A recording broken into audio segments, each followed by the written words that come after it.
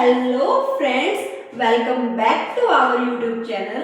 तो आज हम जो हैं कंप्लीट क्लास 7 की पॉलिटी को रिवाइज करने वाले हैं।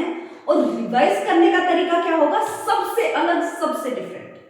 क्या होगा? पहले जो मैंने आपको क्लास 6 की पॉलिटी का जो रिवीजन कराया था वो कैसे कराया था? जो चीजें मैंने हर एक चैप्टर वाइज आपको पढ़ाई थी उन्हीं को मैंने एक वीडियो में कंपाइल करके आपको दोबारा से समझा दिया और कुछ क्वेश्चंस आपको दिए थे। तो आज हम क्या करेंगे, लाइव यहीं पर मैं क्या करूंगी, आपको क्वेश्चंस दूंगी और आप लोग वीडियो को पॉज करोगे, क्वेश्चन को लिखोगे, क्वेश्चन समझा, आंसर राइटिंग की, और देन फिर आप दोबारा से देखोगे कि इसका प्रॉपर आंसर क्या होना चाहिए था। मैं आप लोगों को प्रॉपर आंसर भी बताऊंगी और प्रॉपर डिटेलिंग भी बताऊंगी, इनमें आप लोग क्या क्या चीजें लिख सकते थे। तो आज खुशी के साथ आज हम लोग जो है इस क्लास 7 पॉलिटी की पूरी पॉलिटी का निचोड़ निकालने वाले हैं। जो जो यूपीएससी मेंस प्रीलिम्स में आ सकते हैं, हम उन सब के बारे में बातें करेंगे।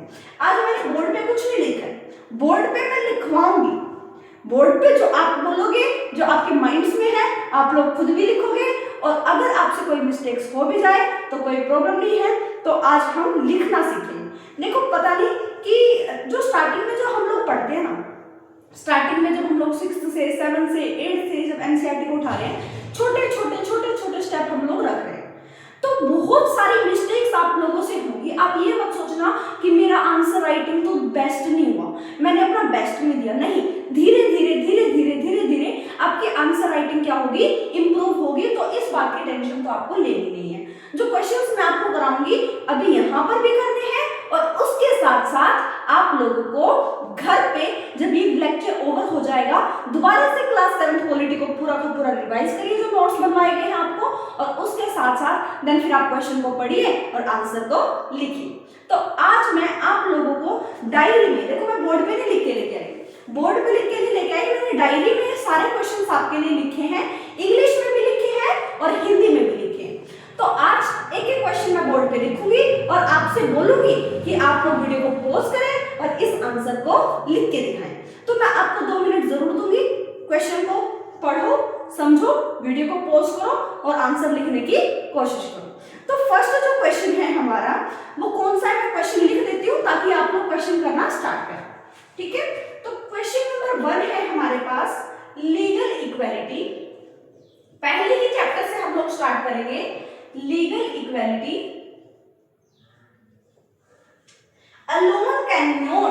alone cannot ensure social justice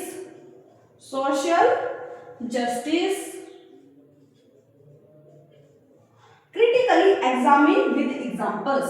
critically, यहां पे क्या लिखेंगे, critically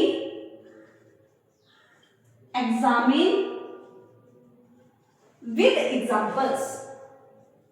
अब मैं आपको हिंदी में भी इसका बताऊंगी, हिंदी मैंने इसमें भी लिख रखी है बेटा जी, डायरी में भी लिख रखी है, मैं आपके पास नोट्स भी सेंड करूंगी। तो इस बात की प्रॉब्लम तो आप ले ही ना कि नोट्स सेंड हो गया नहीं। मैं जो क्वेश्चंस आपको लिखवा रही हूँ वो डिस्क्रिप्शन बॉक्स में या आपको कमेंट सेक्शन में जरूर मिल जाएगा। आप लोग गौर से देख सकते हो, मैं कैमरे के आगे कर रही हूँ इसको, आप लोग गौर से देख सकते हैं। मैंने हिंदी में भी लिखा हुआ है और इंग्लिश में भी, क्वेश्चन दोनों में लिखे गए हैं। तो आज हम इनको प्रैक्टिस करना स्टार्ट करते हैं। ठीक है, तो ये सारी चीजें क्वेश्चंस आपको आ जाएंगी, टेंशन ही लेनी। ठीक है, तो आज हम इस क्वेश्चंस को करते हैं स्टार्ट। देखो बेटा क्या बोल रहा है, लीगल इक्वालिटी यानी कि कानूनी तौर पर समानता कैन नॉट एंश्योर, वो एंश्योर नहीं कर देती, वो हमें बिल्कुल ये नहीं, बिल्कुल शांत नहीं फील करा सकते कि सोशल जस्टिस भी हो गया। अगर कोई कानून बना दिया गया, जरूरी नहीं है ये पूरे देश ने फॉलो कर लिया।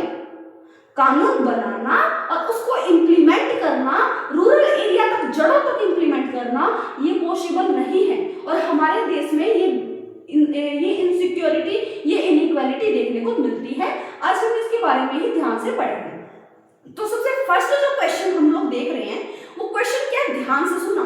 क्वेश्चन है बेटा जी, लीगल इक्वालिटी, जो कानूनी समानता है, अलोन, अकेली, कैन नॉट, नहीं कर सकती, एंश्योर, सोशल जस्टिस, सामाजिक तौर पर हमें न्याय नहीं दिला सकती। अगर हम कानूनी समानता की बात करें तो क्रिटिकली एग्जामिन विद एग्जाम्पल। तो इस चीज को आप लोगों को मतलब कि बहुत गहरी सोच कर एग्जामिन करना है और उसके साथ साथ एग्जाम्पल्स भी देने हैं। क्या इतनी बात समझ आई? अगर हम यहाँ पर इक्वालिटी की बात कर रहे हैं तो आप लोगों का मतलब क्या है? Legal equality. तो सबसे पहले क्या पता होना चाहिए? सबसे पहले क्वेश्चन, जब आप मेंस आंसर राइटिंग कर रहे हो तो सबसे पहले आपको क्या लिखना है? डेफिनेशन लिखना है। सबसे पहले जो भी क्वेश्चन है उसके बारे में थोड़ा सा लिखना है, डेफिनेशन आपको लिखनी है। तो अगर मैं बोलूं लीगल इक्वालिटी, इंग्लिश में भी आप लोग लिख सकते हो, लेकिन मैं हिंदी में लिख के दिखा रही हूँ क्योंकि इंग्लिश मीडियम को भी वो चीजें समझ आएंगी और हिंदी मीडियम वालों को कुछ कुछ वर्ड्स में इंग्लिश में बोलूंगी ताकि प्रॉब्लम ना आए कोई से भी, ठीक है। और ये क्वेश्चन मैं आपको हिंदी में समझा चुकी हूँ, सब चीजें आपको मिलेंगी। अगर मैं बात करती हूँ लीगल इक्वालिटी, लीगल इक्वालिटी यानी कि कानूनी समानता। कानूनी समानता, कानूनी समानता, कानूनी समानता क्या होती है? जब कानून की नजरों में हर एक व्यक्ति समान हो, हर एक व्यक्ति समान हो, उसी को हम लोग समान हो, उसी को कानूनी समानता कहते हैं, उसी को कानूनी समानता कहते हैं, समानता कहते हैं। अब हमें नहीं पता, देखो मैं आपको बता रही थी, मैं आपकी लैंग्वेज से ये चीजें करवा रही हूँ, ध्यान से सुना। धीरे धीरे आपका आंसर राइटिंग का लेवल अच्छे से बढ़ने लगेगा। टेंशन तो लेनी नहीं है कि मैंने ये लिखा मैंने वो लिखा, नहीं, धीरे धीरे सब चीजें इंप्रूव होती है। बोलते हैं ना practice make a perfect man. Practice करोगे, जितना प्रैक्टिस करोगे उतना अच्छा कर पाओगे, ठीक है। तो अब हमने क्या लिखा? लीगल इक्वालिटी यानी कि कानूनी समानता जो है वो क्या है, सबसे पहले यही बता दो। जब कानून की नजरों में हर एक व्यक्ति समान हो, उसी को कानूनी समानता कहते हैं, लीगल इक्वालिटी बोलते हैं। अब मैं एक एग्जांपल देती हूँ। चाहे कोई पीएम हो, प्रधानमंत्री हो, चाहे कोई आम नागरिक हो, चाहे कोई अंबानी हो, चाहे कोई गरीब SC ST कास्ट से बिलोंग करता हो, वो दोनों के दोनों क्या है? समान है। लेकिन किस लिए, किस तौर पर? कानूनी तौर पर समान है। अगर मैं बात कर रही हूँ, कानून ने हमें राइट दिया है, लीगली राइट दिया है, हमारे कॉन्स्टिट्यूशन, हमारे संविधान में लिखा गया है कि कानूनी तौर पर जो हर व्यक्ति जो है वो समान है, हर व्यक्ति जो है समान है। लेकिन अगर मैं आप लोगों से बात करूं, ये तो कानूनी तौर पर बोल दिया गया कि कानूनी तौर पर हर एक व्यक्ति समान है और उनको अधिकार भी मिलते हैं। क्या आपको रियल में लगता है? सोच के देखो, क्या आपको रियल में लगता है कि कानून बनाने से पूरे देश में, पूरे भारतवर्ष में समानता आ जाएगी? सोशल जस्टिस हो जाएगा, समाज में न्याय हो जाएगा? जिनके साथ डिस्क्रिमिनेशन हो रहा है, जिनके साथ भेदभाव हो रहा है, क्या वो रुकना बंद हो जाएगा? मैं इसका आपको एग्जांपल देती हूँ। कानूनी समानता आप लोगों को समझ आई कि जब कानून की नजरों में हर एक व्यक्ति समान हो, उसी को कानून समानता कहते हैं। लेकिन यहां पर जो बॉडी आती है, जो आप लोग अभी स्ट्रक्चर बनाओगे, लेकिन सामाजिक तौर पर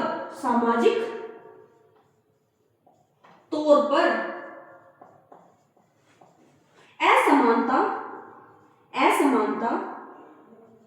समाप्त नहीं होती है, नहीं होती है। अगर मैं यहां पर उदाहरण देती हूं, तो उदाहरण के तौर पर आप लोग इसमें क्या लिख सकते हो? मैं बताऊं, उदाहरण के तौर पर आप लोग इसमें क्या लिख सकते हो? मैं आपको क्लास 6 की एनसीईआरटी में पहुंचाना चाहती हूँ। क्लास 6 की पॉलिटी में थोड़ी नजर मारनी है आपको, रिवाइज करना, रिकॉल करना, याद करने की कोशिश करना। और क्लास 7 का चैप्टर 1 भी वही है कि इक्वालिटी, समानता। डॉक्टर भीमराव अंबेडकर जी ने एक बात बोली थी जो दिल को छू गई थी। क्या बोली थी? कि अगर अपना सम्मान को नीचे, अपनी प्राइड को नीचे कर जिया तो क्या जिया? अगर हमारा सम्मान ही नहीं हुआ तो फिर उस लाइफ का, उस जिंदगी का फायदा क्या है? डॉक्टर भीमराव अंबेडकर जी जो हैं वो महार कास्ट से बिलोंग करते थे, जो कि SC ST कास्ट में आते हैं। उनके साथ ये कानून बनने के बाद भी आप लोग देखते होंगे, कानून तो बना दिए डॉक्टर भीमराव अंबेडकर जी ने, और आर्टिकल 17, अगर मैं आर्टिकल 17 की बात करती हूँ, अनुच्छेद 17 की अगर मैं बात करती हूं तो वो क्या बोलता है, वो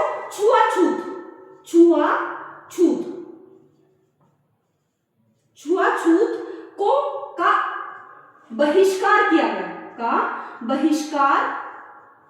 किया गया, ये बोला गया है ना। और अगर छुआछूत, और अगर यहां पर क्या लिखा, छुआछूत को बहिष्कार किया गया, और अगर कोई ऐसा करता हुआ पकड़ा जाए, और अगर कोई ऐसा करता हुआ पकड़ा जाए तो उसे क्या मिलेगी, तो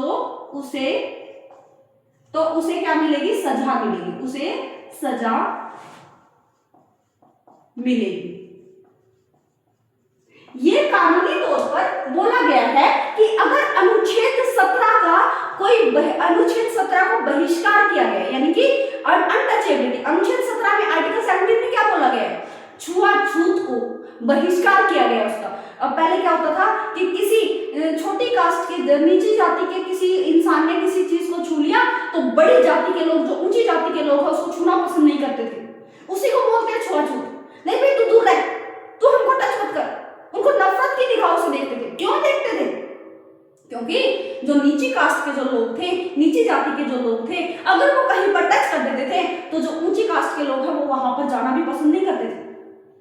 तो ये था आर्टिकल 17, छुआछूत अनटचेबिलिटी को अबोलिश कर दिया गया। लेकिन ये कानूनी तौर पर ही तो था। अगर मैं आप लोगों को बताना चाहूं, क्या ये चीजें कानूनी तौर पर नहीं थी?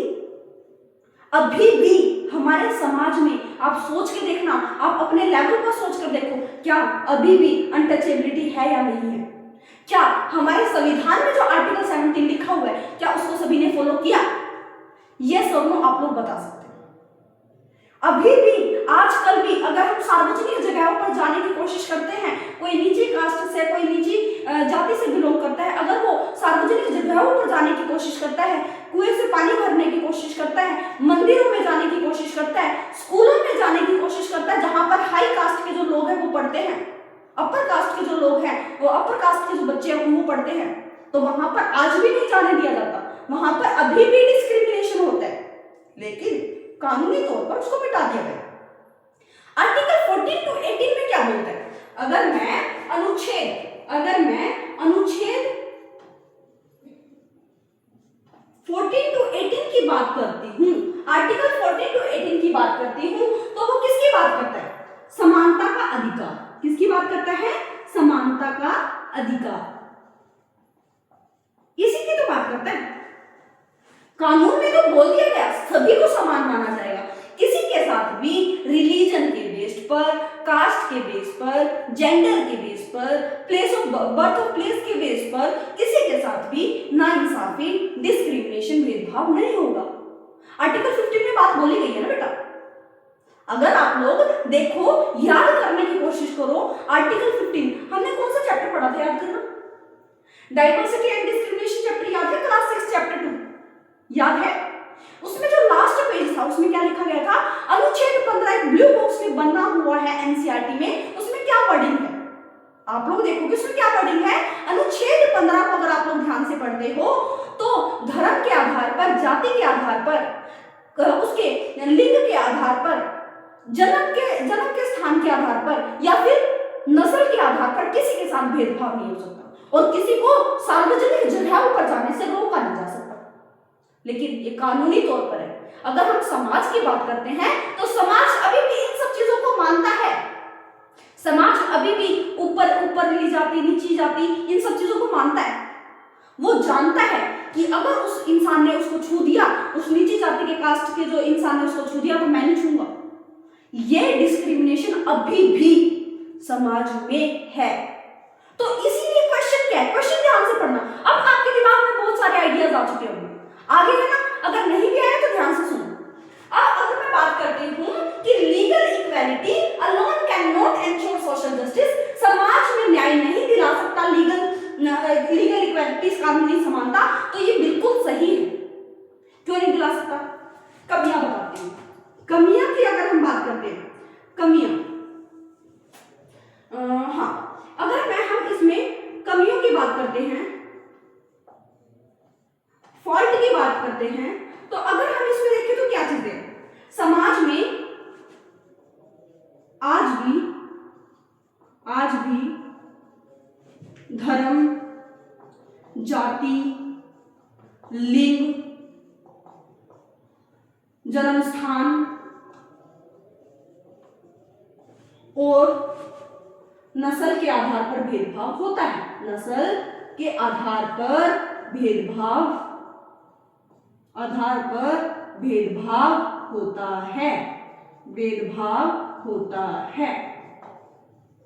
ये समाज में फॉल्ट है कि आज भी कानून बनने के बाद भी समाज में ये सारी कुरीतियां, ये सारे जो रूढ़िबद्ध धारणाएं हैं आज भी समाज में मौजूद हैं। आप लोग खुद देखिए ना बेटा, मैं कहाँ बता रही हूँ, आप लोग खुद देखिए, अपने आसपास की जगह पर देखना। देखो मैंने तो नोटिस किया है, मैं खुद से फील करके बता सकती हूँ कि अगर किसी के घर में कोई ऐसा नीची कास्ट से बिलोंग करता हुआ कोई इंसान आ गया, उनसे कुछ काम पड़ गया, तो उनको पानी या फिर चाय या फिर खाना भी परोसना पड़ गया, तो उनकी कुछ अलग बर्तन लेके आने पड़ते हैं, अलग बर्तन लेके आते हैं। क्यों लेके आते हैं भाई? उसमें खिलाओ। कानून क्या बोलता है कि सभी समान है। क्या यहाँ पर सोशल जस्टिस हो रहा है? क्या यहाँ पर सामाजिक न्याय मिल रहा है? अगर वो उस थाली में खा पा रहे हैं जो घर की थाली है, तो उनके लिए बाहर से क्यों आए? उनके लिए बाहर से बर्तन क्यों आए? समझ रहे हो? तो ये है सामाजिक तौर पर न्याय नहीं है। कानूनी इस समानता के बिहाफ पर आप लोग ये नहीं बोल सकते कि सोशल जस्टिस हो गया, समाज में ये सब चीजें मिट गई। इसीलिए जो डॉक्टर भीमराव, एग्जाम्पल उदाहरण के तौर पर अगर मैं बात करती हूँ बेटा, यहां पर आप लोग लिख सकते हो डॉक्टर भीमराव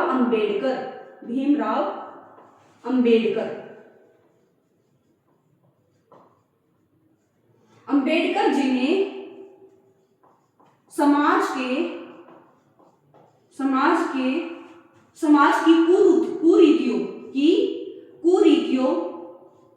कुरीतियों को बर्दाश्त किया है, इसीलिए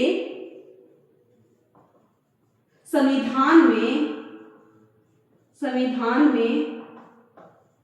इन सभी चीजों को रोका गया।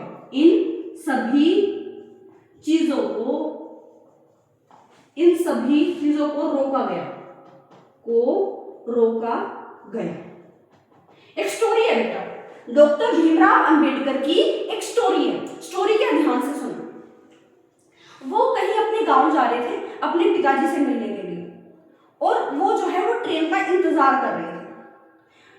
ट्रेन के जो टिकट कलेक्टर है, जो वहां पर होते हैं, क्या बोलते हैं उनको, जो ट्रेन के पास वो खड़े रहते हैं, टिकट कलेक्टर ही बोलते हैं शायद, टीटी जिसको बोलते हैं।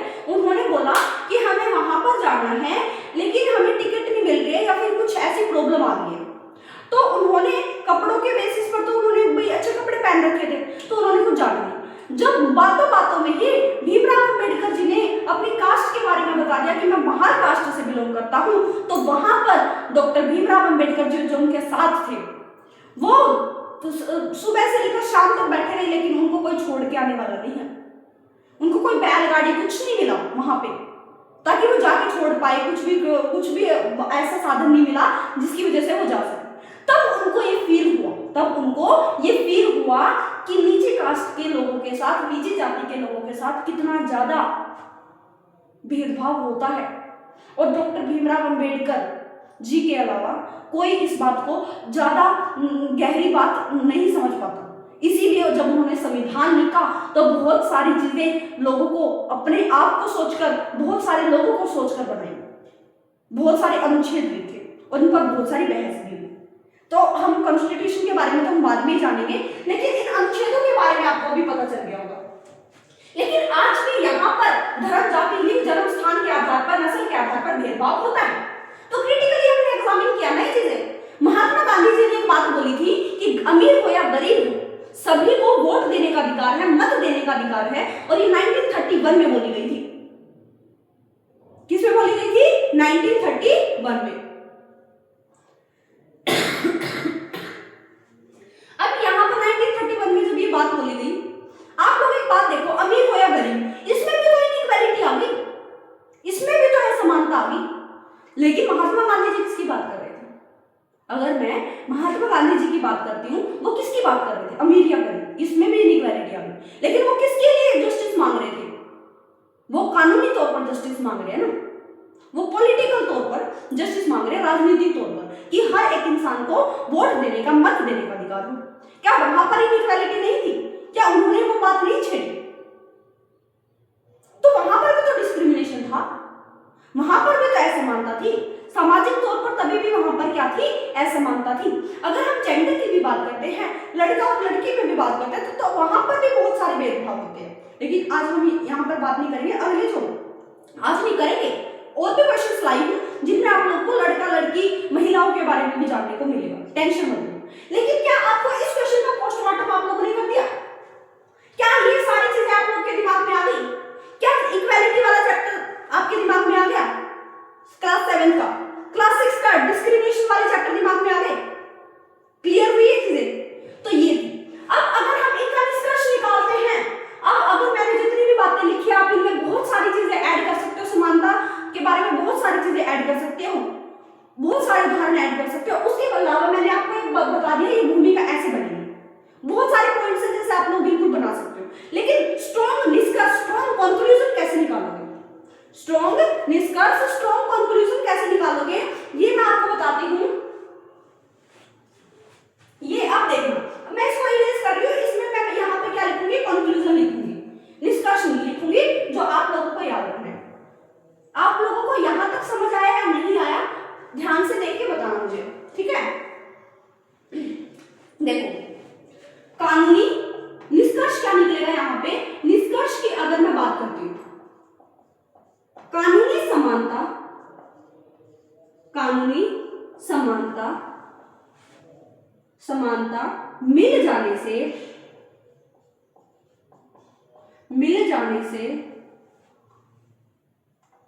अगर समाज में बदलाव, समानता नहीं आ रही है, तो इसका कोई फायदा नहीं है। अगर कानूनी बातों पर भी, अगर मैं आप लोगों की बात करती हूं, अगर कानूनी समानता मिल जाने से अगर अभी भी समाज में बदलाव, समानता नहीं आ रही है, समानता नहीं आ पा रही है, बदलाव नहीं हो पा रहे हैं, तो ये जो कानूनी समानता है वो क्या है? अधूरी है। तो ये कानूनी समानता क्या है बेटा जी? अधूरी है। ये बात याद रखनी। अगर कानूनी समानता है और सामाजिक तौर पर समानता दिखाई नहीं देती, अभी भी डिस्क्रिमिनेशन है, अभी भी अगर समाज में बदलाव नहीं हो पाया है, तो यहां पर क्या है? उस कानूनी समानता का कोई फायदा नहीं है। तो ये क्या है? कानूनी समानता से अगर समाज में बदलाव नहीं होता है, समाज में समानता नहीं स्थापित होती है, तो वो क्या रह जाएगी? अधूरी रह जाएगी। अगर समाज में बदलाव नहीं है तो कानूनी समानता, जितने भी रूल बना लो, जितने भी कानून बना लो, उससे कोई भी फायदा नहीं है। तो इसीलिए स्ट्रॉन्ग निष्कर्ष यही निकलता है, अगर हमें कानूनी समानता तो हमने दिखा दी, लेकिन सामाजिक तौर पर भी हमें बहुत ज्यादा साथ देना पड़ेगा। गवर्नमेंट को बहुत सारी स्कीम्स, बहुत सारी ऐसी चीजें चलानी पड़ेंगी जिससे सामाजिक तौर पर ये असमानता खत्म हो जाए।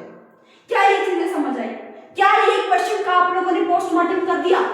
क्या आप लोग इस क्वेश्चन करने से खुश हो? क्या आपको समझ आया? इक्वालिटी चैप्टर से हम लोग क्या समझना चाहते थे? अगर आपको समझ आया है तो अब हम चलते हैं सेकंड क्वेश्चन में, ठीक है? थोड़ी लंबी मैराथन चलेगी, लंबा लेक्चर चलेगा, तो आप लोगों को पेशेंस से, मस्ती से और एंजॉयमेंट से इस लेक्चर को देखना। तो अब हम स्टार्ट करते हैं सेकंड क्वेश्चन। सेकंड क्वेश्चन मैं आपके सामने ही लिखूंगी ताकि आप लोग भी इस चैप्टर को कर पाओ, ठीक है? अब आपको क्वेश्चन का पता चल गया होगा कैसे हम लोग इनका पोस्टमार्टम कर रहे हैं, ठीक है? अब हाँ जी, अब देखते हैं क्वेश्चन सेकंड। ब्लैक ले लेते हैं। हाँ, क्वेश्चन सेकंड, डायरी ये रही। अब देखते हैं क्वेश्चन सेकंड है आप लोग का, discuss the relationship discuss the relationship between equality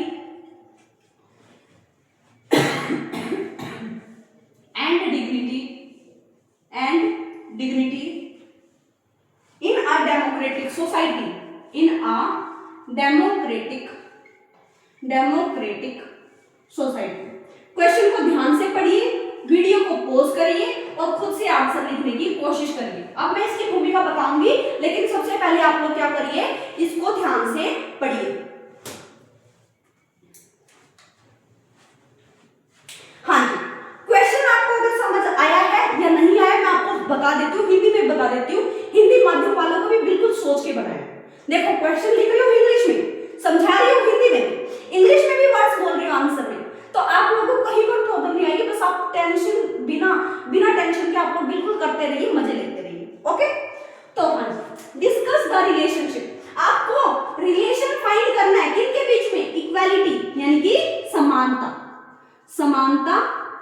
and dignity यानी कि गरिमा के बीच में क्या रिलेशन है। अगर हम डेमोक्रेटिक सोसाइटी की बात करते हैं, लोकतांत्रिक समाज की बात करते हैं, तो गरिमा और समानता कैसे इंटरलिंक है, कैसे इनका रिलेशन है, ये आप लोगों को बताना है। तो मान के चलो आप लोगों को इक्वालिटी, समानता, अगर डिस्क्रिमिनेशन होगा, अगर भेदभाव होगा, तो इक्वालिटी कहां से आएगी। रूल तो बना दिया, फर्स्ट क्वेश्चन में हमने क्या देखा, इक्वालिटी कानूनी तौर पर बन चुकी है, कानूनी तौर पर रूल्स, लॉ, आर्टिकल्स, अनुच्छेद सब चीजें बना दी गई कि कोई भी किसी के साथ किसी भी तरह का भेदभाव नहीं कर सकता। ये तो चीजें आप लोगों ने देखी ना। लेकिन अब अगर हर किसी के साथ समाज में भेदभाव हो रहा है, हर किसी के साथ समाज में भेदभाव हो रहा है, तो गरिमा कहां रही, रिस्पेक्ट कहां रही, प्राइड कहां रही। मान के चलो मैं आपको बोलती हूँ 2 से 3-4 बुरी बातें बोलकर, आपका दिल दुखाकर, और मैं आपको मटर पनीर, मैं शाही पनीर, आपको इतनी सारी मिठाइयां सौंप दूं, आपको बोलूं परोस दूं, खा लो, क्या आप खाओगे? बताओ, आप बताओ। मैं एग्जांपल से आपको लेके चल रही हूँ, आप लोग मुझे बताइए। मैंने आपको बहुत बुरा भला कहा, बहुत अच्छी मतलब बहुत जितना हो सकता था उतना आपका दिल दुखाया, और बाद में मैंने आपके सामने खाने का ढेर खोल दिया, बहुत सारी चीजें आप लोगों को लाके दे दी, और आप लोग खा लोगे। जब गरिमा ही चली गई, रिस्पेक्ट ही नहीं रही, वो बंदा हमारी रिस्पेक्ट ही नहीं कर रहा, तो समानता कहाँ है? समानता तो है ही नहीं ना। सामाजिक लोकतंत्र समाज में समानता गई कहां? नहीं है ना समानता। तो इसीलिए अगर मैं आप लोगों को ये क्वेश्चन समझा चुकी हूं, मैं आप लोगों को, अब ये क्वेश्चन आपको खुद लिखना है, ये क्वेश्चन का आंसर खुद लिखना है, वीडियो को पॉज करना है और आंसर लिखना है। क्वेश्चन आपको समझ आ गया होगा। अगर नहीं भी आया है तो टेंशन मत लो, आपके दिमाग में जो कॉन्सेप्ट है वो मैं डाल दूंगी, लिखना आपको। ये फर्स्ट क्वेश्चन लिख के दिखा दिया ना। जो ऐसी चीजें होंगी जिसमें मुझे लिखने की जरूरत है, मैं लिखूंगी, लेकिन कुछ मेहनत आपको भी करनी पड़ेगी, ठीक है। तो समानता, मान के चलो हम समानता की बात कर रहे हैं और डिग्निटी की बात कर रहे हैं, गरिमा की बात कर रहे हैं। अगर समानता है तो गरिमा भी होगी, मान रहे हो? समानता अगर लीगली तौर पर है, लीगल इक्वालिटी है, तो जरूरी नहीं गरिमा भी है, नहीं है, क्योंकि आपको पता है समाज में ये भेदभाव चालू है। और अगर समाज में भेदभाव है तो गरिमा कहां से रही? एक इंसान को इतनी गंदी गंदी बातें बोल दी, इतना दिल दुखाने वाली बातें बोल दी, उसके बाद आप उसको खुश करने की कोशिश कर रहे हो, नहीं करने की भी कोशिश नहीं कर रहे हो, तो वो गरिमा कहां है, रिस्पेक्ट कहां है ही नहीं। तो अगर हम इसका कंक्लूजन निकालते हैं ना बेटा, इसका निष्कर्ष निकालते हैं, तो आप लोग इसमें क्या लिखोगे मैं ये बता देती हूँ। निष्कर्ष आपको ऊपर की सारी हेडिंग्स खुद लिखनी है, क्वेश्चन मैं आपको समझा चुकी हूँ, लेकिन मैं आपको बताने की क्या कोशिश कर रही हूँ वो बात ध्यान से सुनना। दोनों ही लोकतांत्रिक समाज में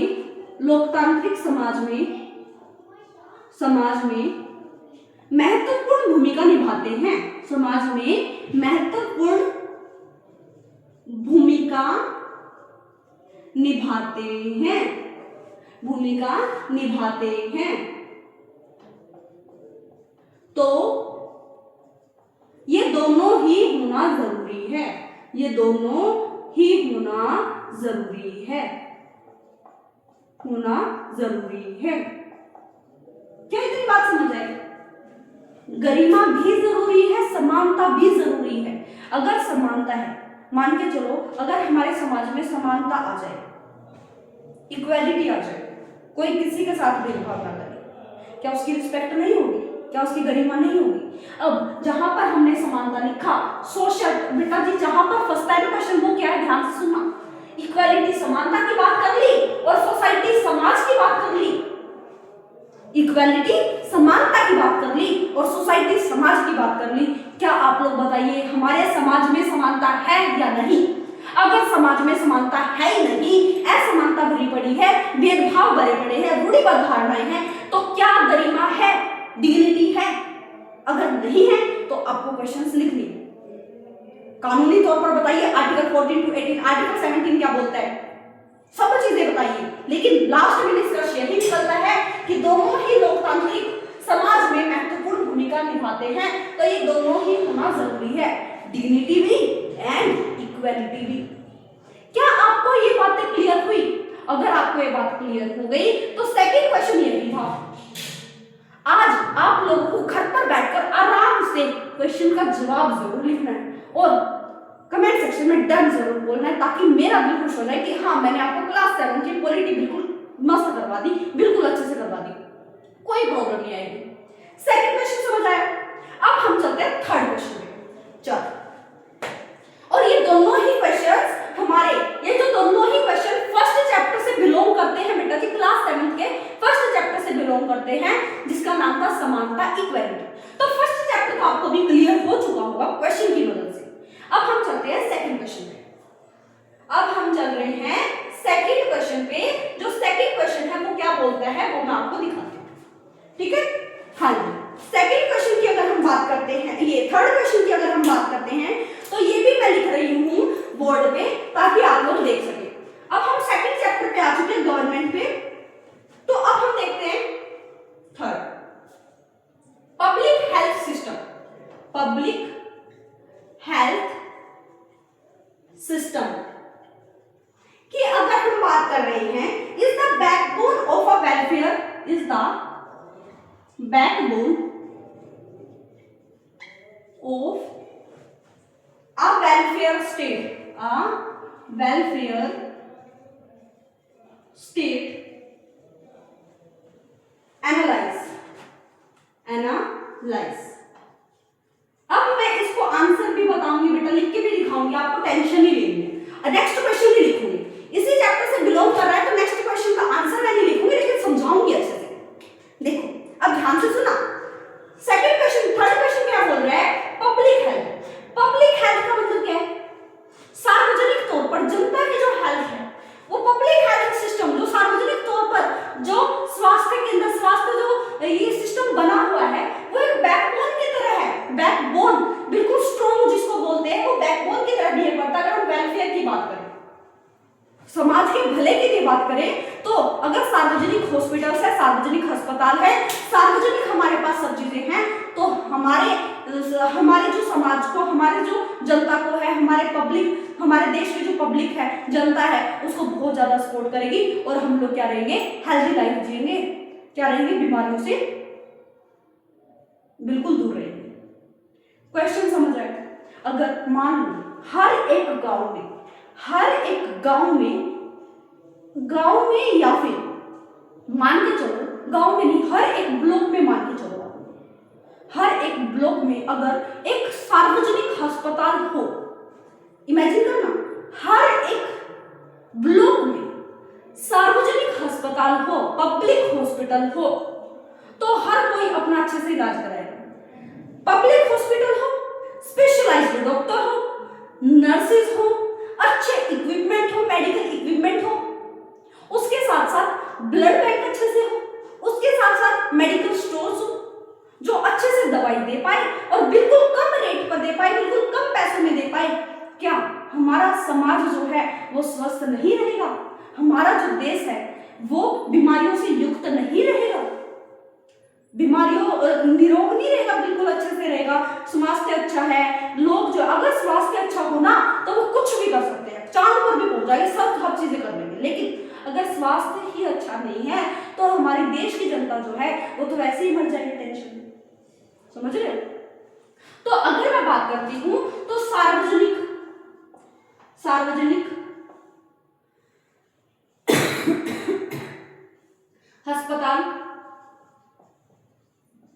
अस्पताल या फिर स्वास्थ्य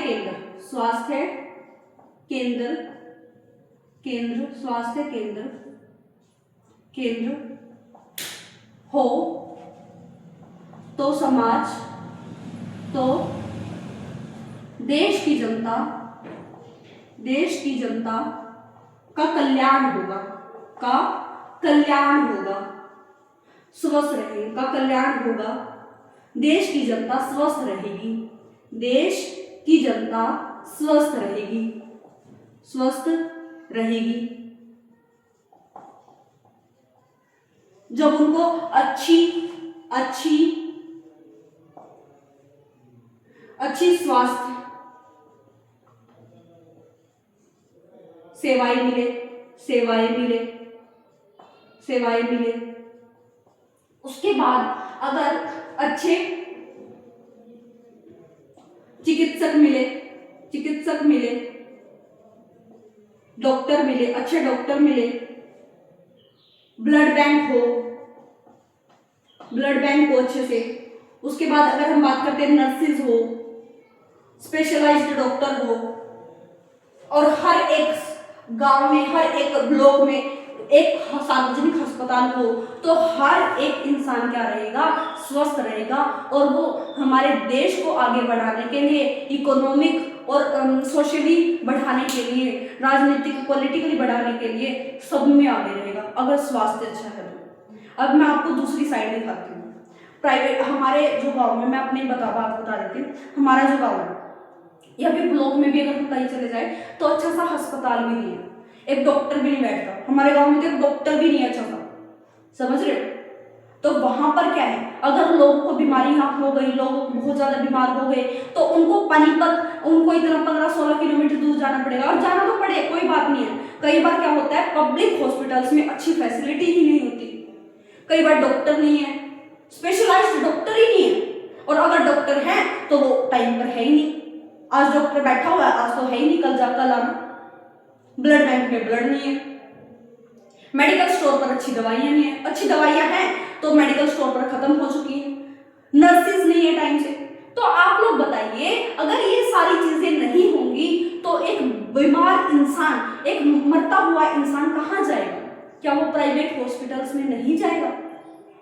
जाएगा ना प्राइवेट हॉस्पिटल्स में। अगर वो प्राइवेट हॉस्पिटल्स में जा रहा है तो क्या प्राइवेट हॉस्पिटल्स वाले अच्छा खासा पैसा नहीं लेंगे उनसे?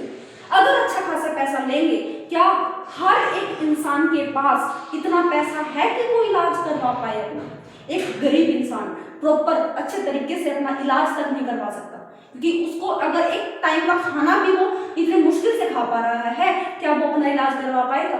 अगर उसने कहीं उधार पैसे लेकर, कुछ भी करके पैसे लेकर अपना इलाज करवा भी लिया, अपने परिवार वालों का इलाज करवा भी दिया, कहीं से उठा लिए पैसे, क्या वो इस चिंता में नहीं भर जाएगा कि इतना बिल है, कैसे दूंगा, इतने पैसे लगा दिए, अब मैं कैसे भरूंगा? वो तो फिर से वैसे ही तबीयत खराब हो जाएगी। और मैंने आपको हेल्थ की डेफिनेशन बताई थी, स्वास्थ्य की डेफिनेशन बताई थी, क्या बताई थी?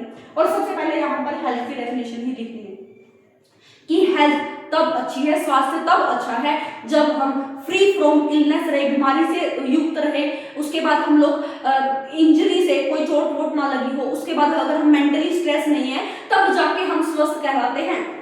जरूर नहीं अगर हमें चोट लगी, हम बीमार है, तभी पता चलेगा लोगों की कि हमारी हालत ठीक नहीं है। मान के चलो हम बाहर से सब चीजें ठीक लग रही है, लेकिन मेंटली स्ट्रेस हो रहा है, इतना मेंटली स्ट्रेस हो रहा है कि तबीयत तो बिगड़नी है। क्या समझ पा रहे हो इस चीज को? तो हेल्थ, स्वस्थ हम कब हैं? जब फ्री फ्रॉम इलनेस हो, फ्री फ्रॉम इंजरी हो and free from mental stress हो, तभी हम एक क्या बोल पाएंगे, हेल्थ। ये क्या बोल पाएंगे, स्वास्थ्य बोल पाएंगे अच्छे से। ये होती है हेल्थ की डेफिनेशन। अब बताइए, सबसे पहले आपको हेल्थ की डेफिनेशन लिखनी है, फिर आपको पब्लिक हेल्थ सिस्टम के बारे में बताना है, और अगर अब फिर आपको कमियां बतानी है, इसकी कमियां भी बतानी है कि कमियां क्या क्या चीजें हो जाएंगी। यहाँ पर अगर मैं बात करती हूँ तो यहाँ पर क्या है, डॉक्टर्स अच्छे नहीं मिल रहे, डॉक्टर्स अच्छे से नहीं मिल रहे, ब्लड बैंक नहीं है, अच्छे से ब्लड बैंक नहीं है, मेडिकल इक्विपमेंट नहीं है, मेडिकल इक्विपमेंट नहीं है, स्पेशलाइज्ड डॉक्टर्स नहीं है, स्पेशलाइज्ड डॉक्टर्स नहीं है, नर्सेज नहीं है, मेडिकल स्टोर्स अच्छे से नहीं है। क्या अगर ये सब चीजें नहीं है, क्या हमारी पब्लिक मर जाएगी? तो अब इसको करने के लिए हमें क्या करना है? अगर हमें इसको बढ़ाना है तो हमें क्या कदम उठाने चाहिए? आगे हमें क्या करना चाहिए? आगे कौन से कदम उठाने चाहिए? सरकार को कौन से कदम उठाने चाहिए? कदम उठाने चाहिए। तो अगर हम इनकी बात करते हैं तो गवर्नमेंट को, सरकार को सार्वजनिक अस्पताल खोलने चाहिए, उनमें स्पेशलाइज्ड डॉक्टर हो, सार्वजनिक अस्पताल या फिर केंद्र खोलने चाहिए जिससे अच्छे से इलाज हो सके। बहुत सारी चीजें हो सकती है जो सरकार कदम उठा सकती है। प्राइवेट हॉस्पिटल्स के साथ हाथ मिला ले ताकि प्राइवेट हॉस्पिटल्स वाले बिल को कम करें, पैसा कम ले, छोटी छोटी दवाइयां जो बहुत कम पैसों में भी मिल सकती है उनको हाई लेवल पर ना करे, तो गवर्नमेंट उनसे हाथ मिला सकती है। और कंक्लूजन, अगर हम इसके निष्कर्ष की बात करते हैं, कि कंक्लूजन क्या निकलेगा, इस चीज का कंक्लूजन क्या निकलेगा कि मजबूत स्वास्थ्य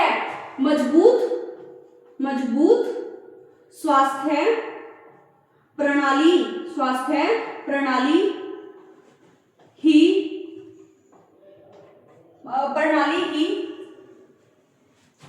विकास देश की पहचान है, ताकि वो क्या होती रहे, बढ़ती रहे, उसमें बढ़ोतरी आती रहे। ठीक है, विकास के लिए आवश्यक है, मजबूत स्वास्थ्य प्रणाली ही विकास के लिए क्या है, विकास के लिए आवश्यक है। अगर हमारे पास मजबूत स्वास्थ्य प्रणाली नहीं है, अच्छे से सरकार हमारी सेहत पर ध्यान नहीं दे रही है, हॉस्पिटल अच्छे नहीं खोल रही है, स्वास्थ्य केंद्र अच्छे नहीं खोल रही है, तो ये सब चीजों का कोई फायदा नहीं होगा। तो पब्लिक हेल्थ सिस्टम एक बैकबोन मानी जाती है वेलफेयर स्टेट की, सामाजिक कल्याण के लिए। तो ये सब चीजें मैं बता दी। अगर हर एक ब्लॉक में हॉस्पिटल्स हो जाए, डॉक्टर स्पेशलाइज्ड हो जाए, डॉक्टर अवेलेबल हो, ब्लड बैंक अच्छे से हो, मेडिकल हॉस्पिटल में ये मेडिकल फैसिलिटीज अच्छे से मिले, तो हमारी जो बैकबोन है ना पब्लिक हेल्थ सिस्टम सबसे ज्यादा स्ट्रॉन्ग बनेगा, और जिससे क्या होगा, ये मजबूत स्वास्थ्य प्रणाली होगी। तो विकास के लिए ये सब चीजें क्या है, आवश्यक है। मैंने बताया ना, अगर इंसान स्वस्थ है तो वो कुछ भी कर लेगा, अगर स्वस्थ ही नहीं है तो वो उठ के पानी नहीं ले सकता है। समझ रहे हो? तो यहाँ पर आपको ये सब चीजें लिखनी थी। आपको थर्ड चैप्टर सेकंड चैप्टर जो government role of the government in health में आपको बहुत सारी चीजें यहाँ से याद आ गई। ठीक है, अगर आपको याद आ गई है तो आप लोग बहुत सारी एसडीजी के बारे में, सस्टेनेबल डेवलपमेंट गोल के बारे में बता सकते हो, स्वास्थ्य आर्टिकल्स के बारे में भी बहुत सारी चीजें बता सकते हो अगर है तो हमारे यहाँ पे। राइट टू लाइफ मान के चलो, यहाँ पर आर्टिकल 21 की अगर हम बात करते हैं, आर्टिकल 21 अनुच्छेद 21, अभी मुझे याद आ गया, ये भी लिख लेना। अनुच्छेद 21 की अगर हम बात करते हैं तो वो जीवन का अधिकार देता है, मान के चलो जीवन का अधिकार कब है, जब अगर हमें अच्छे स्वास्थ्य ही ना मिले, अच्छे स्वास्थ्य केंद्र ही ना मिले, तो हमारा जीवन तो खतरे में है। तो सरकार को इसके बारे में कदम उठाने चाहिए और क्या करना चाहिए, हमारे देश को आगे बढ़ाना चाहिए। क्या आपको ये क्वेश्चन समझ आया? अगर आपको क्वेश्चन समझ आया तो अब हम नेक्स्ट क्वेश्चन पे चलते हैं, फोर्थ पर, जो कि इसी चैप्टर से रिलेटेड है, ताकि ये चैप्टर और भी आपको पक्का हो जाए, मजबूत हो जाए। तो अब हम नेक्स्ट क्वेश्चन पे चलते हैं। अगर आपने लिख लिया है तो आप और भी बहुत सारी चीजें ऐड कर सकते हैं। ठीक है, तो अब हम चलते हैं आगे। और ये स्टोरी नहीं बतानी है आपको, आर्टिकल्स के बारे में बताना, अनुच्छेद के बारे में बताना, क्या क्या चीजें आप लोग कर सकते हो, ये भी चीजें बतानी है। ठीक है, तो अब हम चलते हैं नेक्स्ट क्वेश्चन पे, क्वेश्चन नंबर 4 पे। कुछ क्वेश्चन मैं आपको होमवर्क भी दूंगी, टेंशन मत लेना, बहुत सारी चीजें। अगला क्वेश्चन है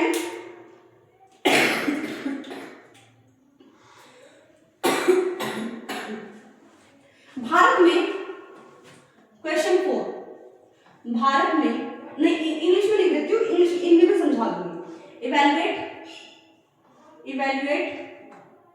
the challenges faced by the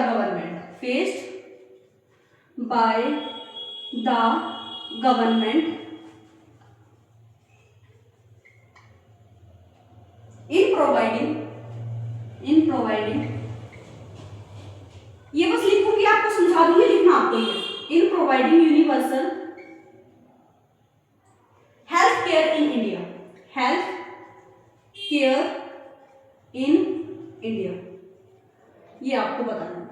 answer question मैं आपको हिंदी में भी बता दूंगी, टेंशन मत लेना। अगर हमारा भारत देश इतना बड़ा है, मान के चलो हमारा भारत देश इतना बड़ा है, इतनी ज्यादा जनसंख्याएं है हमारे देश में, तो भारत सरकार को, गवर्नमेंट को ये सारी चीजें प्रोवाइड कराने के लिए, यूनिवर्सल हेल्थ केयर प्रोवाइड कराने के लिए क्या क्या चैलेंजेस फेस करने पड़ेंगे, इसके बारे में भी आप लोगों को बताना है। अगर ये हेल्थ के बारे में ही है तो आप लोग को सबसे पहले क्या लिखनी है, हेल्थ की डेफिनेशन लिखनी है। हेल्थ का क्या रहेगा, हेल्थ जो कहलाएगा when people free from illness, injuries and mental stress. Okay, सरकार क्या क्या कदम उठा सकती है इनसे बचने के लिए, क्या क्या चैलेंजेस फेस करेगी। सबसे पहले तो ये बता दो, सब ज्यादा पॉपुलेशन है, ज्यादा जनसंख्या है, जिनको प्रॉपर हेल्थ केयर प्रोवाइड कराना थोड़ा सा मुश्किल हो जाता है सरकार के लिए। लिमिटेड रिसोर्सेज होते हैं जो हर किसी को प्रोवाइड नहीं करा पाती है सरकार, जनता, दो प्रॉब्लम आती है सरकार के लिए। अच्छे से वो हॉस्पिटल्स बनवा भी देती है, कुछ ना कुछ तो ऐसी प्रॉब्लम्स आ जाती है जो चैलेंजेस फेस करती है गवर्नमेंट भी। तो इनके लिए क्या हम सुधार सकते हैं, क्या इसमें चीजें कर सकते हैं हम क्या कर सकते हैं, पब्लिक हॉस्पिटल्स तो खोले ही खोले, उनकी संख्या तो इंक्रीज करे ही करे, उसके साथ साथ क्या कर सकते हैं, उसके साथ साथ प्राइवेट हॉस्पिटल्स के साथ क्या मिला ले, हाथ मिला ले। तब पब्लिक जो गवर्नमेंट है उनका जो कंट्रोल है वो प्राइवेट हॉस्पिटल्स पर भी हो जाएगा, जिससे बहुत कम रेट पर दवाइयां मिलेंगी, जो अफोर्ड करना लोगों के लिए क्या हो जाएगा, जनता के लिए इजी हो जाएगा, और वो अपने स्वास्थ्य का ख्याल रख पाएंगी, अपनी सेहत का ख्याल रख पाएंगे। तो ये सब चीजें करना जरूरी है। तो स्वास्थ्य, तो अगर मैं इसके निष्कर्ष, इसके कंक्लूजन की बात करती हूँ तो इन चुनौतियों का समाधान आवश्यक है। अगर मैं इनके निष्कर्ष की बात करूं, करती हूँ तो मैं आपको एक चीज और बता देती हूँ, अगर ये गवर्नमेंट ये चैलेंजेस फेस कर भी रही है, सरकार ये चैलेंजेस फेस कर भी रही है, तो इन परेशानियों का समाधान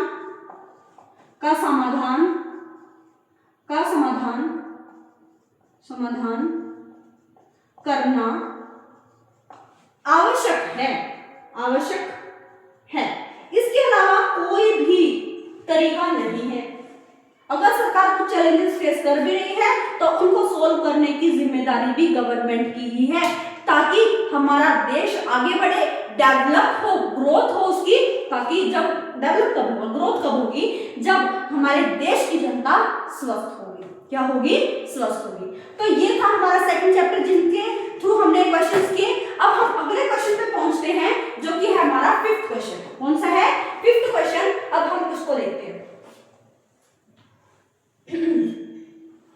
फिफ्थ क्वेश्चन नंबर, अगर हम फिफ्थ की बात करते हैं तो मान के चलो, अब हम अगर हम क्लास 7 के चैप्टर से की बात कर रहे हैं, हमने फर्स्ट चैप्टर इक्वालिटी के रिलेटेड क्वेश्चंस देख लिए, गवर्नमेंट के रिलेटेड क्वेश्चंस हमने देख लिए, रोल क्या है गवर्नमेंट का हेल्थ में। अब हम देखेंगे स्टेट गवर्नमेंट के बारे में भी क्वेश्चंस मैं लेके आई हूं, जिससे आप लोगों की क्वेश्चंस की प्रैक्टिस हो सके।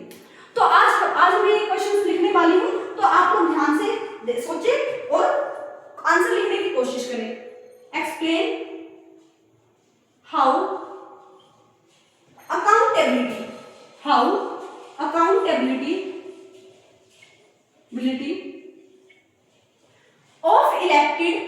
of elected representative is ensured ensured in a democracy, in a democracy। Question क्या है, ध्यान से पढ़िए, ठीक है, ध्यान से पढ़ लिया होगा क्वेश्चन, तो मैं आपको इसका आंसर भी बताऊंगी, ध्यान से सुनो। बेटा इसमें क्या बोल रहा है कि एक्सप्लेन, वर्णन करिए, हाउ, कैसे, अकाउंटेबिलिटी, कैसे जवाबदेही है, एक इलेक्टेड रिप्रेजेंटेटिव, एक प्रतिनिधि कैसे जवाबदेही है जनता के लिए एक इलेक्टेड रिप्रेजेंटेटिव, एक प्रतिनिधि कैसे जवाबदेही है अपने काम की, कैसे वो जवाब देगा, कैसे वो जनता को फेस करेगा, ये सब चीजें डेमोक्रेसी में होनी चाहिए। तो डेमोक्रेसी अगर वर्ड आया है तो इससे आप लोगों को सबसे पहले क्या लिखना है, डेमोक्रेसी इन दिस क्वेश्चन जो आया है बेटा, इस क्वेश्चन में जो डेमोक्रेसी का वर्ड है यानी कि रूल बाय पीपल, लोगों के द्वारा शासन होगा।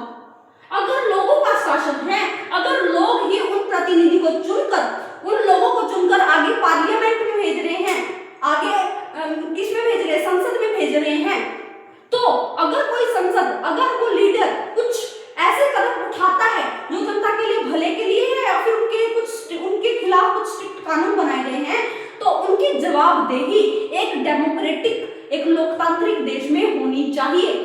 एक अकाउंटेबिलिटी, जो इलेक्टेड रिप्रेजेंटेटिव है उनको जवाबदेह होना पड़ेगा जनता के प्रति, तभी एक लोकतांत्रिक देश कहलाया जाएगा, तभी एक लोकतांत्रिक देश कहलाया जाएगा। मान के चलो उस सरकार ने जवाब नहीं दिया कि हमने क्यों किया, क्यों बताए, हम क्या करें, क्या कर लोगे, देख लो भाई, क्या कर लेंगे, हम बहुत कुछ कर सकते हैं। आफ्टर 5 ईयर दोबारा इलेक्शन होंगे, री इलेक्शन होंगे, क्या करना, उनको वोट मत देना, वोट नहीं दोगे तो वो खुद से हट जाएंगे, वहां से सत्ता से गिर जाएंगे, समझ रहे हो।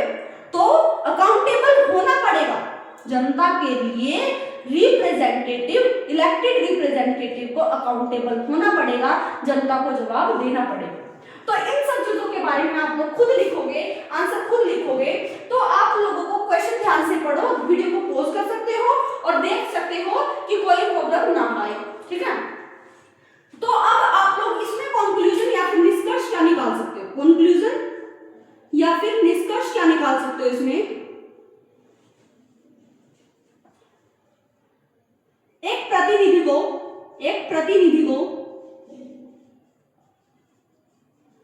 जनता के लिए जवाबदेह होना पड़ेगा,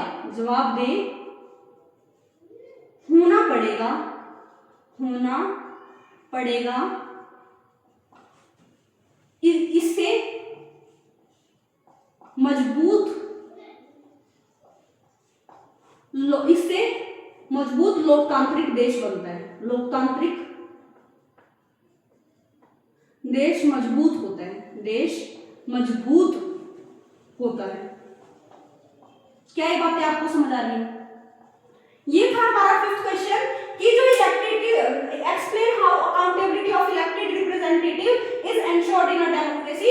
तो आपको बताना है कि एक प्रतिनिधि को जवाबदेह क्यों होना चाहिए, जब अगर वो हर एक काम के लिए जवाबदेह होगा तो ये क्या करेगा, वो काम में फेयर होगा, बिल्कुल फेयर रहेगा, बिल्कुल लॉयल रहेगा, ट्रांसपेरेंसी रहेगी गवर्नमेंट और जनता के बीच में, गवर्नमेंट और पब्लिक के बीच में, जिससे हमारा जो लोकतंत्र देश है वो बहुत ज्यादा मजबूत हो जाएगा। इसीलिए निष्कर्ष क्या निकलता है, एक प्रतिनिधि या फिर जो जनता के प्रति अकाउंटेबल होना पड़ेगा, जवाबदेह होना पड़ेगा, इससे लोकतांत्रिक देश क्या होता है, मजबूत होता है।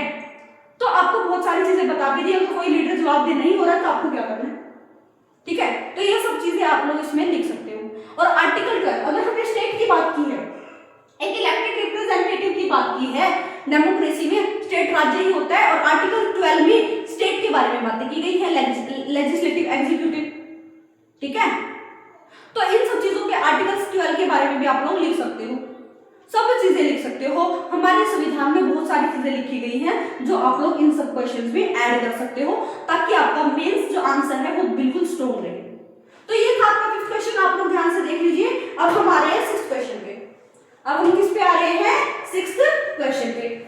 तो अब ध्यान से सुनना, 6th क्वेश्चन क्या बोल रहा है, ध्यान से सुनना, ये भी थोड़ा सा इसी चैप्टर से भी रोम करेगा, ध्यान से सुनना।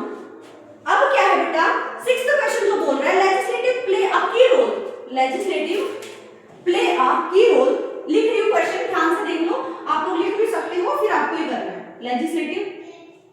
Legislative play a key role in governance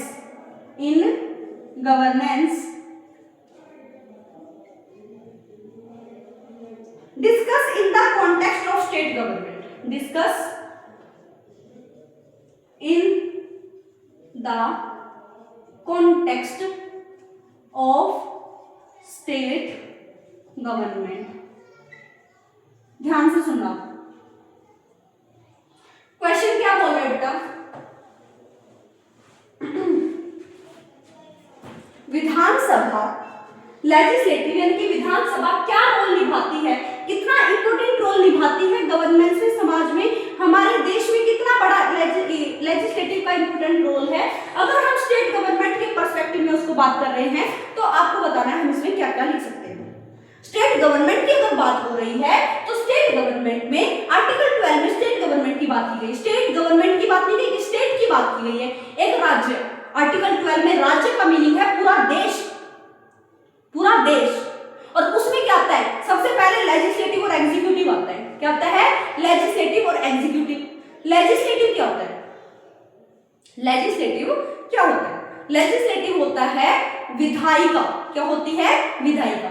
विधायिका क्या काम करती है, कानून बनाने का काम करती है, कानून प्रणाली को अच्छा करने के लिए, जनता को सेफ फील करे इसीलिए उनके लिए क्या बनाती है, कानून बनाती है।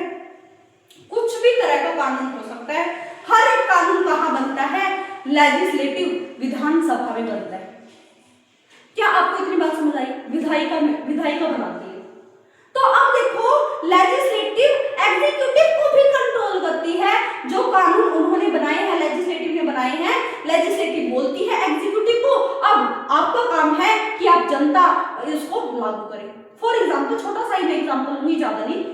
मान लीजिए हमारे देश में कानून बना हुआ है कि जो टू व्हील्स के जो व्हीकल्स चला रहे हैं उनको हेलमेट की जरूरत है, हेलमेट पहनना जरूरी है। क्यों, ऐसा सरकार ने ऐसा कानून क्यों बनाया, भले के लिए तो बनाया बेटा। और अभी भी लोग नहीं पहनते, स्टाइल में चलते हैं। ये जो हमारी गवर्नमेंट है उन्होंने भले के लिए तो बनाया था हमारे लिए। अगर सर फट गया तो जिंदगी चली जाएगी, इसलिए एक हेलमेट पहन लो। अगर कुछ दुर्घटना हो भी जाती है सर तो बचेगा ना बेटा, सर तो बचेगा। तो लेजिस्लेटिव हमारे लिए कानून बनाती है, जनता के लिए कानून बनाती है, ताकि अच्छे तरीके से हमारा देश चलता रहे। कानून प्रणाली किसके हाथ में है, लेजिस्लेटिव विधायिका के हाथ में है, और लेजिस्लेटिव ही एग्जीक्यूटिव को कंट्रोल करती है। ये काम किसका होता है, लेजिस्लेटिव का होता है। और यही काम स्टेट गवर्नमेंट में भी होता है, समझ रहे हो, राज्य सरकार में भी होता है। तो यही सब चीजें आप लोगों को इसमें लिखने की जरूरत है। तो कानून प्रणाली जो है कानून प्रणाली एक लोकतांत्रिक देश के लिए, कानून प्रणाली एक लोकतांत्रिक देश के लिए जरूरी है।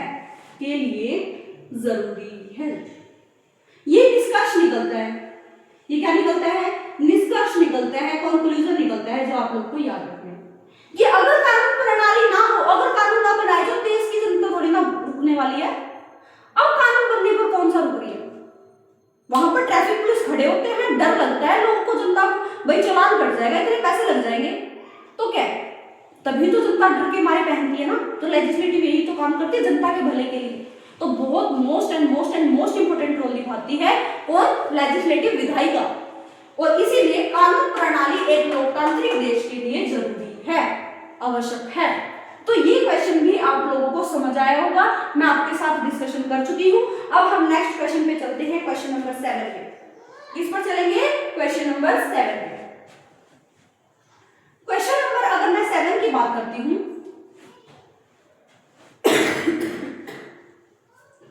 हाँ जी, क्वेश्चन नंबर 7 जो है वो जेंडर के बारे में है। हमारा जो क्लास 7 का चैप्टर नंबर 4 है, हम एज अ ग्रो हो रहे हैं as a boy and girl, बड़े हो रहे हैं, बचपन से लेकर बड़े हो रहे हैं, एक लड़के के तौर पर और एक लड़की के तौर पर। जेंडर इनइक्वालिटी यहाँ पर आ जाएगी, तो हम लोग जेंडर इनइक्वालिटी के बारे में भी यहाँ पर पढ़ेंगे। तो अब हम क्लास 7 के चैप्टर नंबर 4 पे भी आ gender inequality, gender inequality is a social construct, is a social construct examine with examples, examine with examples। तो इस क्वेश्चन को ध्यान से देखिए, ठीक है, इस क्वेश्चन को ध्यान से देखना है। जेंडर इनइक्वालिटी, जेंडर इनइक्वालिटी का मतलब क्या, लैंगिक असमानता जो है वो समाज ने ही, सोशल समाज ने ही कंस्ट्रक्ट, समाज ने ही बना रखी है। ये रूढ़िबद्ध धारणाएं कहां से आई, समाज के दौर से। ये रूढ़िबद्ध धारणाएं, ये पूर्व ग्रह कहां से बने, समाज। अब आज मान के चलो एक छोटा सा बच्चा पैदा हुआ, ठीक है, एक लड़की पैदा हुई, एक गर्ल्स पैदा हुई, लड़की भी है और एक बॉय भी है, दोनों पैदा हुए, अब वो बड़े हो रहे हैं। हमारा समाज लड़कों और लड़कियों को क्या सिखा रहा है, जब हम किसी पिकनिक पर जा रहे हैं, कहीं पर घूमने जा रहे हैं, तो लड़के को हम लोग कार दे रहे हैं, टॉय के तौर पर, टॉय के तौर पर हम लोग उसको क्या दे रहे हैं, कार दे रहे हैं, ट्रक दे रहे हैं, ट्रैक्टर दे रहे हैं, एरोप्लेन दे रहे हैं, ट्रेन दे रहे हैं। तो उनसे क्या समझ आ रहा है, समाज ने ये मानसिकता बना दी। अगर हम वहीं पर लड़की को पिकनिक पर लेके गए या सब चीजें कर रहे हैं, तो वहां पर उसको क्या दिलाया जाता है, डोल दिलाई जाती है जो अच्छे संवरने का काम कर रही है, डिनर सेट दिलाया जाता है ताकि वो खाना पकाए, घर संवारे, ये सब चीजें। क्या वहां पर समाज ने उन छोटे छोटे बच्चों में डिस्क्रिमिनेशन पैदा कर दिया ना, जेंडर इनइक्वालिटी हो गई ना, कि उस लड़के के मन में ये डाल दिया गया कि मुझे तो बाहर आगे चल के यही काम करना है, बाहर चल के पैसे कमाने हैं, ये करना है। और लड़की को क्या दिमाग में डाल दिया कि मुझे तो सिर्फ और सिर्फ घर का खाना पकाना है, अच्छे से सुंदर से रहना है और सभी की बात माननी है। तो यहाँ पर जेंडर इनइक्वालिटी आ गई या नहीं आ गई? क्या ये सोशल कंस्ट्रक्ट है? क्या ये समाज ने ही धारणाएं बना दी गई हैं? एक लड़का और लड़की को बहुत भेदभाव होता है उनके साथ। कैसे भेदभाव होता है? लड़की को पढ़ने के लिए उनके ऑप्शन खुले होते हैं, लड़के को पढ़ने के लिए भेजा जाता है, दूर दूर तक भेज देते हैं, नए नए देश तक भेज देते हैं, बाहर देश में पढ़ने चले गए। लड़की को पास के स्कूल तक नहीं जाने दिया जाता पढ़ने के लिए। क्यों? क्योंकि उनको लगता है अगर लड़की पढ़ लिख ली तो उनके मुंह में जबान आ जाएगी, वो अपने हक के लिए बोलने लगेगी। तो समाज को क्या लगता है, डर लगता है। 12 कराते ही बैठा देते हैं लड़की को घर पे। क्यों बैठा देते हैं? पढ़ाई करवाओ ना। क्योंकि आज अगर महिलाएं पढ़ेंगी, अगर जेंडर इनइक्वालिटी नहीं होगी तो हमारा समाज बहुत आगे होगा। तो समाज क्या, समाज ने तो ये रूढ़िबद्ध धारणाएं बना दी, ये डिस्क्रिमिनेशन पैदा कर दी। समझ रहे हो इस चीज को? तो ये जेंडर इनइक्वालिटी कहां से आई? समाज ने पैदा कर दी, बचपन से ही बता दिया। अब मैं अगर आपको बताती हूं, अगर मेरी सोच, आप लोग खुद की सोच भी देखना, मैं खुद की अपनी भी सोच बता देती हूँ। हमारे मन में अगर मैं एक वर्ड बोलती हूँ सॉफ्ट स्पोकन, क्या बोला मैंने, सॉफ्ट स्पोकन, तो आपके मन में क्या आता है? मेरे मन में तो ये आता है कि एक लड़की की बात हो रही है, प्यार से बात करेगी, सहजता से बात करेगी, सरल रहेगी। तो सॉफ्ट स्पोकन कौन है? लड़की तो है। कोई भारी भरकम आवाज से बोल रहा है, राउडी है, लोफर है, तो किसका मना रहा है भाई? लड़की का थोड़ी ना आ रहा है, लड़की की छवि थोड़ी ना आ रही है। किसकी आ रही है? लड़की की आ रही है कि भाई वो है राउडी, वो है लोफर। तो यहां पर जेंडर इनइक्वालिटी आ गई ना। समाज ने हमारे मन में भर दिया वो चीजें कि लड़का क्या करेगा, लड़की क्या करेगी। तो ये समाज ने तो बिल्डअप कर दिया, समाज ने तो ये दिमाग में भर दिया। उसके साथ साथ क्या क्या हो रहा है? अगर मैंने बोल दिया कि टेक केयर करना है, टेक केयर जो वर्ड है, मैंने ये वर्ड बस इस्तेमाल किया है, आपके दिमाग में क्या जाएगा? हाउस होल्ड वर्क करने, घर के काम करने, क्या दिमाग में आएगा? क्या आपके दिमाग में लड़का आएगा? नहीं आएगा, बिल्कुल भी नहीं आएगा। क्या आएगा? लड़की आएगी, बहन करेगी सारे काम। अगर कहीं बाहर जाना हो, बाहर के काम करने हो, तब कौन करेगा? लड़का करेगा। तो ये सारी चीजें समाज ने हमारे मन में डाल दी। तो क्या ये जेंडर इनइक्वालिटी जो है वो समाज ने नहीं क्रिएट की? एग्जाम्पल के साथ बताना, आप बहुत सारे एग्जाम्पल दे सकते हो, मैंने बहुत बता दिया आपको, एजुकेशन का बता दिया, टॉयज का बता दिया, ये समाज में जो स्टीरियोटाइप्स, पूर्वग्रह, प्रेजुडिस, ये सारी चीजें भर दी गई है, किसने भरी? समाज ने। तो इसका अगर हम कंक्लूजन, निष्कर्ष निकालें, अगर हमें इससे आगे बढ़ना है तो हमें क्या बदलनी पड़ेगी? सोच बदलनी पड़ेगी। क्या बदलनी पड़ेगी? अगर हमें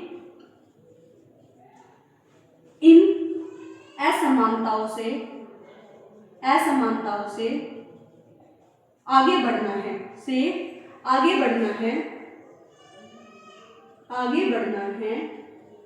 तो सोच बदलनी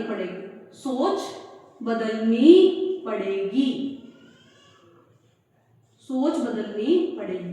पहले के समाज में लोगों को, लड़कियों को पढ़ाया बिल्कुल नहीं जाता, बिल्कुल भी। पहले अब से 100 साल 150 साल पहले अगर देखते हो, 100 साल भी नहीं बोल रही मैं, हाँ 100 साल ही मान के चलो, 100 साल पहले की अगर मैं बात कर रही हूँ तो आप लोग देखना तो कहाँ लड़कियों को पढ़ाया जाता था, बिल्कुल भी। घर पे बैठ क्या करना है, तो ये समाज की धारणा थी। अब अगर आज आप देखते हो बहुत सारी लड़कियां पढ़ भी रही हैं। अगर मैं आपको डेटा बताती हूँ 1961 का, अगर मैं डेटा बताऊं तो मेल और फीमेल एजुकेशन का मैं आपको बता देती हूँ। मेल और फीमेल एजुकेशन का अगर मैं आपको बताती हूँ, मेल कितने पढ़े लिखे थे, मेल पढ़े लिखे थे यहाँ पर, मुझे याद नहीं आ रहा, मैं अभी बताती हूँ, एक सेकंड। और एक था 2011 का जिसमें मेल और फीमेल था। मेल और फीमेल में अगर हम यहाँ पे देखते हैं तो हमारे यहाँ पर था, मेल पढ़ रहे थे 82% और फीमेल थी 65%। 2011 की जनगणना है। अगर हम यहाँ पर मेल की फीमेल की बात कर रहे हैं तो यहाँ पर जो मेल थे वो 42% पढ़ रहे थे और यहाँ पर 15% पढ़ रही थी। तो क्या यहाँ पर ये बैलेंस ये हमें नहीं दिखा रहा कि जेंडर इनइक्वालिटी थी, समाज में लड़कों को ज्यादा पढ़ाया जाता था, लड़कियों को नहीं? तो क्या ये जेंडर इनइक्वालिटी नहीं थी? तो यही थी। अगर हमें इसको बदलना है तो पहले हमारी समाज को क्या बदलनी पड़ेगी, सोच को बदलना पड़ेगा। आज तो पढ़ती है लड़कियां, बहुत सारे पेरेंट्स साथ भी देते हैं, बहुत सारे पेरेंट्स बहुत अच्छे हैं जो अपनी बेटियों की शादी करने के लिए नहीं, अपनी बेटियों की कामयाबी का जश्न मनाते हैं। समझ आए? तो आप लोग इन सब चीजों के बारे में यहाँ पर लिख सकते हैं। अब अगर हम आगे चलते हैं तो अगला क्वेश्चन आता है हमारे पास।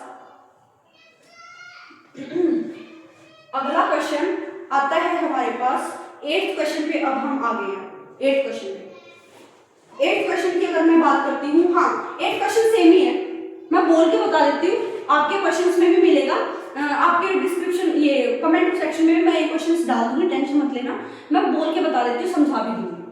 क्वेश्चन क्या है बेटा, analyse the role of education in reducing gender discrimination. आपको एनालाइज करना है, आपको सोचना है, कल्पना करनी है कि अगर education, the role of education in reducing gender discrimination, अगर एजुकेशन का रोल बढ़ जाए तो जेंडर डिस्क्रिमिनेशन क्या हो जाएगा, खत्म हो जाएगा। क्यों खत्म हो जाएगा? समाज को पहले ही डर है कि अगर लड़कियों को पढ़ा दिया जाए, लड़कियों को पढ़ा लिखा दिया जाए, उनको एजुकेट कर दिया जाए तो वो अपने हक के लिए लड़ना सीख जाएगी, इकोनॉमिकली इंडिपेंडेंट हो जाएगी, वो किसी के सामने हाथ नहीं फैलाएगी, ये सब चीजें नहीं करेगी तो हमारा देश तो आगे बढ़ेगा ना, हमारा देश तो आगे बढ़ेगा। तो क्वेश्चन क्या है बेटा, अगर मैं हिंदी में बताऊं, लैंगिक भेदभाव को कम करने में शिक्षा क्या भूमिका निभाती है? शिक्षा यही भूमिका निभाती है बेटा, लड़कियों को पर दे देती है, लड़कियों को सोचने की, आगे बढ़ने की वो क्षमता दे देती है, हिम्मत दे देती है। पढ़ाई लिखाई ये 6th 7th क्लास में आपको अपने हक के बारे में पता चल रहा है, कोई हमारे साथ ये भेदभाव नहीं कर सकता, कोई ये नहीं कर सकता, कोई वो नहीं कर सकता। तो ये एजुकेशन का ही तो हिम्मत है, ये शिक्षा ही तो है जिससे जेंडर इनइक्वालिटी कम हो सकती है। तो इन सब चीजों के बारे में आप लोग लिखोगे, ये आप लोगों को खुद लिखना है। देन अगर मैं नेक्स्ट क्वेश्चन की बात करती हूँ, अब आपका जो नेक्स्ट चैप्टर आता था 5 जो चैप्टर है आप लोगों का, women can change the world. कौन सा था? Women can change the world. Women can change the world में अगर आप लोग देखते हो, वुमेन और एम्पावरमेंट की बात आ जाती है, जो मेंस के पर्सपेक्टिव से बहुत ही इंपॉर्टेंट है और प्रीलिम्स के पर्सपेक्टिव से भी। Empowerment of women is essential for national development. Discuss. अगर एक सशक्त महिलाएं होंगी तो हमारा देश डेवलप होगा, बिल्कुल ठीक है। अगर लड़कियां, महिलाएं पढ़े लिखेंगी, अपने अधिकार के बारे में जानेंगी, इकोनॉमिकली इंडिपेंडेंट होंगी तो हमारा देश विकास करेगा, आगे बढ़ेगा। इन सब चीजों के बारे में ही आपको लिखना है, जो मैं पिछले क्वेश्चंस में भी आप लोगों को बता चुकी हूं। क्या ये बात आप लोगों को क्लियर हुई? क्या ये बात आपको मतलब दिमाग में आ गई कि मैम ने ये चीजें पढ़ा दी है हमें कि वुमेन एम्पावरमेंट जो है वो क्या है, बहुत ज्यादा जरूरी है। सशक्त महिलाओं का सशक्त होना हमारे देश का विकास करता है। किसका विकास करता है? हमारे देश का विकास करता है। अगर हम नेक्स्ट क्वेश्चन की बात करते हैं तो वो है सुजेस्ट। आपको सुजेशन देने हैं, क्या देने हैं? सुजेशन देने हैं, सुझाव देने हैं। कौन से सुझाव देने हैं? Measure to improve the participation of women in decision making process. अगर लड़कियों को, अगर महिलाओं को पढ़ा दिया जाए, क्या वो अपने डिसीजन खुद ले सकती है, निर्णय खुद ले सकती है, किसी के ऊपर डिपेंड रहने की जरूरत नहीं है। मुझे यहाँ जाना है, पूछ के जाना पड़ेगा, मुझे ये काम करना है, पूछना पड़ेगा। क्यों पूछना पड़ेगा? अगर लड़कियों को, महिलाओं को एजुकेशन दी जाए, पढ़ाया जाए, इंडिपेंडेंटली स्ट्रॉन्ग किया जाए, इकोनॉमिकल इंडिपेंडेंट बनाया जाए, तो वो अपने निर्णय खुद लेगी और जिससे हमारे देश का क्या होगा? विकास होगा।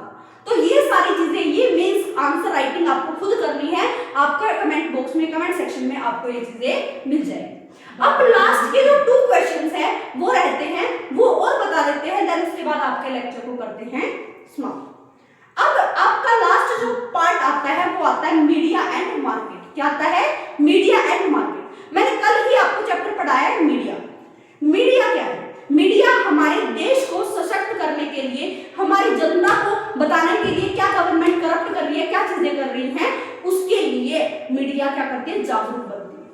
तो मीडिया के बारे में आपका क्वेश्चन है, media can influence public opinion. Media जो है जनता के ओपिनियन को बदल सकती है, इन्फ्लुएंस कर सकती है।